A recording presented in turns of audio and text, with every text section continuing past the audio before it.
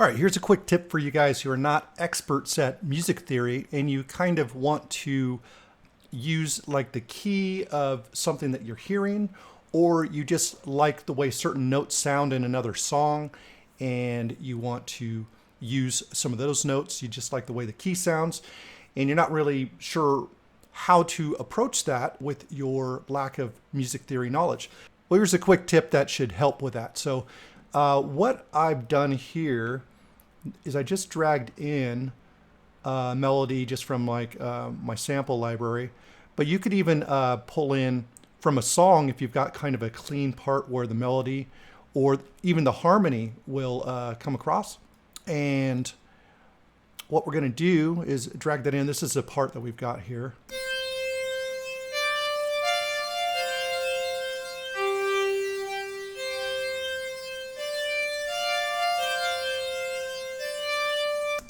Okay, so that's the melody. So let's say I like the mood of that and I want to create somewhere in that range of notes. What I will do is right click on this audio file and I can convert melody or harmony if it was playing chords to a new MIDI track. So this is a melody, so I'm just going to click on this.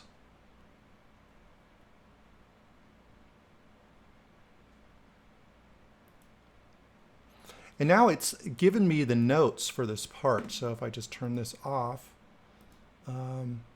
it's just kind of a generic synth.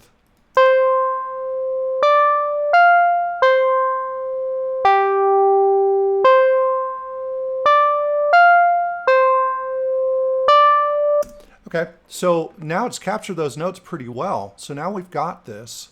So what we can do is come over here and I'm going to start the position at -1. All right. And then I am going to fold this. So now I know all the notes here. So all I'm going to do is I'm just going to double click and put in these notes that are being played. And then I can get rid of all of this. And now I can make melodies with just this. And what I could also do is I can unfold this.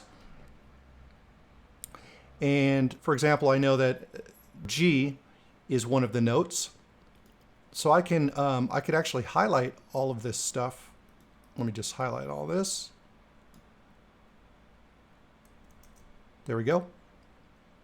Then just by holding down Alt, so we're on G right here, so I'm just going to pull this down until we get to G2,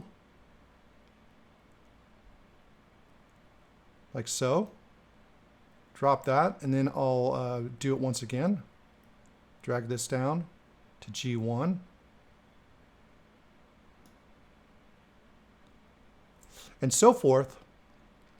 And I could also drag it up if I want to as well. And what's going to do is it's going to give me this range on multiple octaves. So now when I fold this, I'm never going to hit a wrong note, right? So anything that I create in here is going to work. And then I can just set my loop marker here, set the length for 8 bars or 4 bars or whatever. Let me get rid of these. Yeah, and then no matter what I do, even randomly,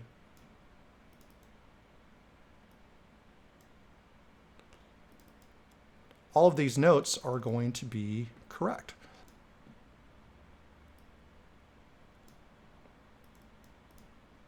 I'm just randomly popping in notes here just to kind of show you. And also you could even create chords too, because these notes will work in a chord fashion as well. Now the timing on this might not be so great, but I hope you kind of get my approach here. I'll just make this a 1-bar loop or whatever. And you probably want a less cheesy sound. But what I'll do is I'll just add a reverb or something like that.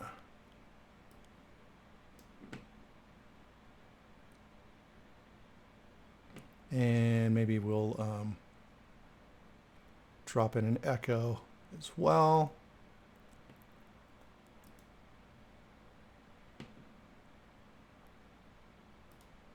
There we go. Make it a little more interesting.